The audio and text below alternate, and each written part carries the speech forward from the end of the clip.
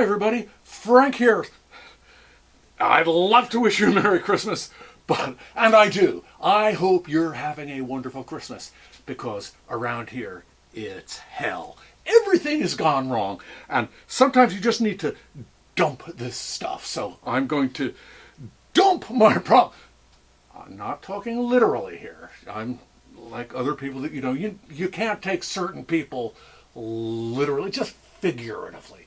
Oh, at any rate, I'm sorry. Actually, I'm doing better than I was a few hours ago. This is relatively calm. Joe is out right now. This is why I've got to hurry. Joe is out right now with her friend Paula, who's in town for the holidays, and they're out doing some shopping.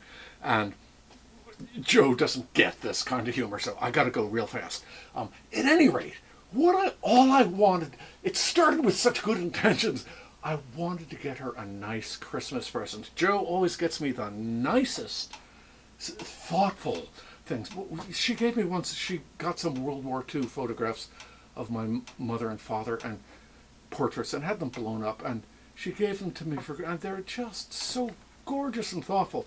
And I give her a Hershey bar and Altoids. I give her these little tin of Altoids every Christmas, and because in her stocking, because I can never remember. I've been doing it for like 20 years, and I can never remember from year to year whether she says, "Oh, wonderful Christmas tradition, Frank, thanks for the Altoids, ha ha ha," or whether she says, "This isn't working, I don't like Altoids, lose the Altoids." I can never remember. So there I was at Walmart yesterday and say, "Yeah, gotta get the Altoids."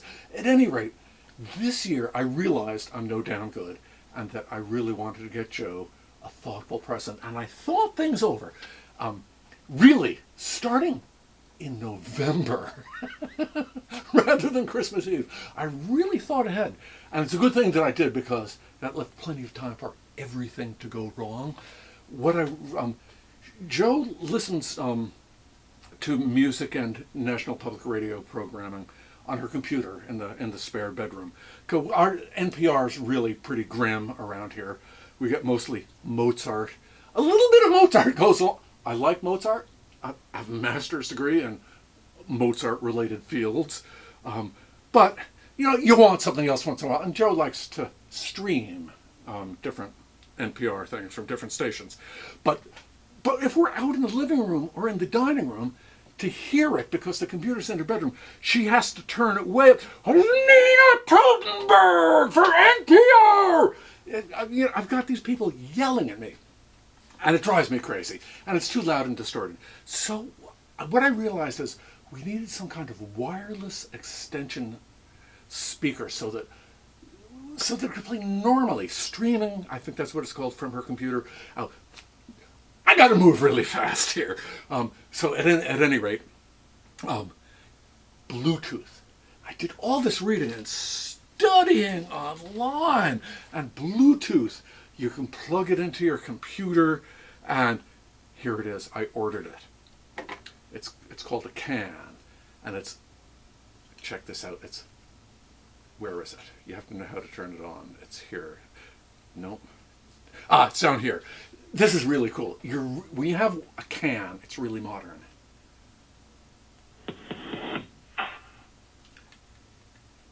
That's what it is. It's a Bluetooth speaker. So I checked it out with my computer, and it worked. I could play music or YouTube or anything on there, carry this sucker around for 20 feet, and it just plays at a normal volume.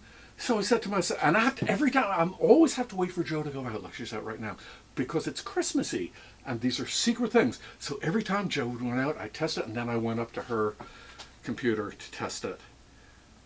Nope, her computer doesn't have Bluetooth. Merry Christmas, Frank. But fortunately, I'd started well in advance, so I did more studying, talking with my stepson Rodney, with my grandson, what's his name? It doesn't matter. Well, yes, it does. It matters to him. See what kind of person I am? Nicholas is his name. Great kid, and he uses Bluetooth, and he said 20 feet, no problem. But I needed an adapter. I discovered, so I had to, again, go to Amazon or somewhere like that.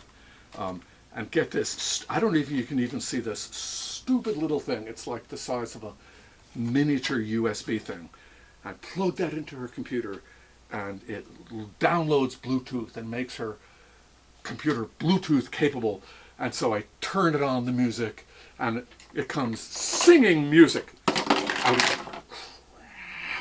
am so frustrated. Excuse me. Okay, I'm going to leave. We have to just. I'm going to leave this for a second here. Just, I get frustrated sometimes, like my mother used to. I would assume that parenthood. I don't have any children myself. I assume that parenthood is the most frustrating thing that can be possibly imagined. And my mother had 4 children. Each one worse than the one before it, and her life was so frustrated. And we drive her right to the edge. And this is what she would do when she just couldn't take it anymore. She'd go, I don't know if I can do that. Yes, I can. When my mother couldn't take it anymore, when we'd pushed her to the edge, she did this. Oh, my children!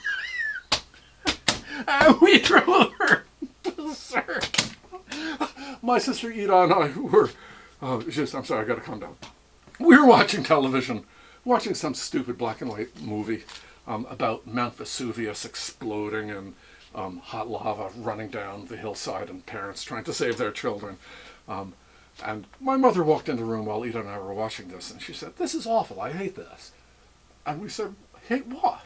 She said, "This kind of movie." I said, "What kind of movie?" And she said, "This kind of movie where hot lava is coming down the hillside and people are trying to save their children." And I said, "Oh, okay."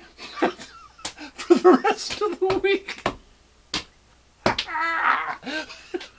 my father would come home from work and my mother would come and say, "Frank, would you like a cocktail before dinner?" And he'd say, "Certainly." And then I'd come running through the room, dragging my sister, screaming, "Mamma mia, Dios mio, hot lava!" And my mother would go, "Ah!" At any rate, that's how I felt when I realized that Joe's computer didn't have Bluetooth. So I got the Bluetooth adapter and it worked for 2 minutes and then it wouldn't work anywhere. And every time she'd go